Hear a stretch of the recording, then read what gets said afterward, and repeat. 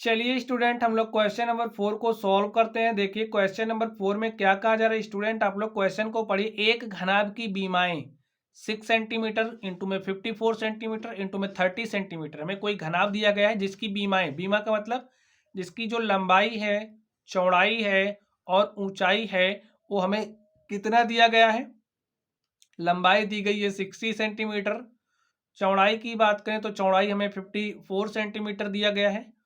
और अगर हम लोग ऊंचाई की बात करें तो ऊंचाई हमें कितना दिया गया स्टूडेंट, 30 सेंटीमीटर दिया गया। तो आप लोग लिख लीजिए, यहाँ पर ये जो घनाभ देख रहे हो यही इसकी क्या हो जाएगी, लंबाई। लंबाई को हम लोग एल से दिखाते हैं और एल हमें कितना दिया है, 60 सेंटीमीटर। ठीक है। चौड़ाई की बात करें तो चौड़ाई हमें कितना दिया गया, देखिए चौड़ाई को हम लोग बी से दिखाते हैं और बी बराबर हमें कितना दिया गया, 54 सेंटीमीटर। आप लोग इस चित्र से समझ लीजिए। ऊंचाई की बात करें तो ऊंचाई को किससे दिखाते हैं, एच से, और एच इज इक्वल टू में कितना दिया है, 30 सेंटीमीटर। इस बात को आप लोग लीजिए, आप लोग लिख लीजिए। लिखिए घनाभ की लंबाई, घनाभ की लंबाई L is equal to 60 centimetre.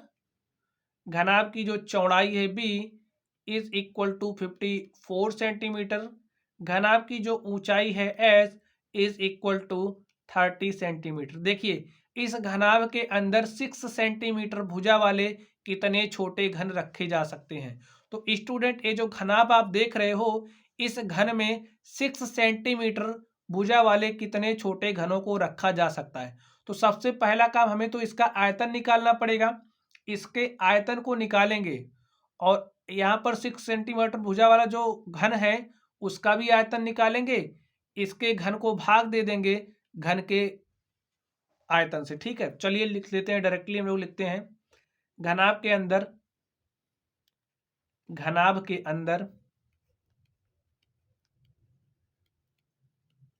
घनाभ के अंदर 6 सेंटीमीटर भुजा वाले,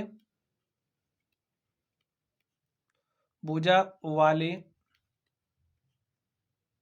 घनाभ के अंदर 6 सेंटीमीटर भुजा वाले घनों की संख्या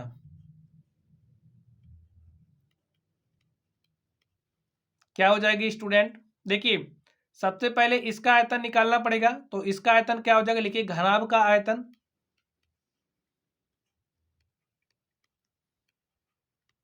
घनाभ का आयतन और बटे में क्या हो जाएगा, घन का आयतन।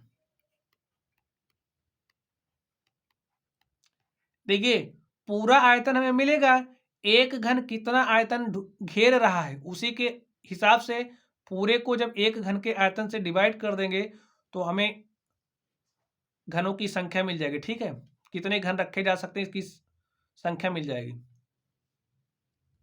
चलिए सॉल्व कर लीजिए इसको। घन का आयतन क्या होता है स्टूडेंट, घनाभ का आयतन क्या होता है, लंबाई गुणे में चौड़ाई गुणे में ऊंचाई। लिखिए लंबाई गुणे में चौड़ाई और गुणे में ऊंचाई।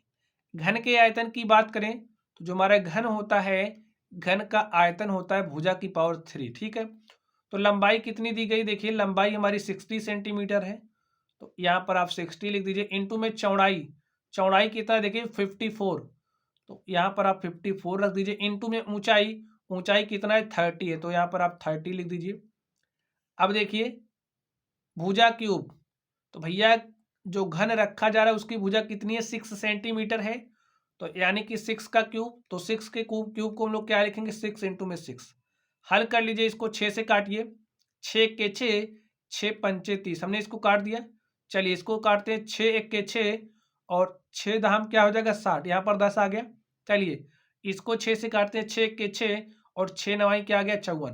तो हमारे पास क्या आ गया स्टूडेंट, देखिए 10 गुणे में 9 गुणे में 5, तो 10 नवाई 90 और 90 को 5 से मल्टीप्लाई करेंगे तो 9 पचे 45, यहाँ पर 0, तो 450 घन आ गए ना।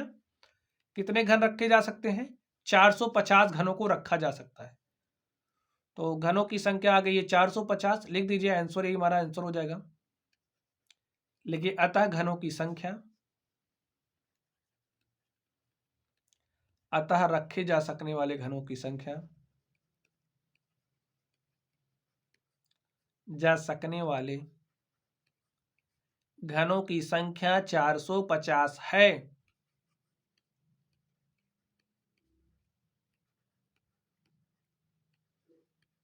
तो स्टूडेंट इस तरीके से ये जो हमारा क्वेश्चन था हमने इसको हल कर लिया है। तो चलिए आप लोग पढ़ते रहिए। अगर आप लोगों को कोई भी डाउट हो तो आप लोग कमेंट बॉक्स में कमेंट करना। वीडियो पसंद आए तो वीडियो को लाइक कीजिएगा, चैनल पर नए हो तो चैनल को सब्सक्राइब कीजिएगा। तो चलिए बच्चों आप लोग पढ़ते रहिए। Thank you.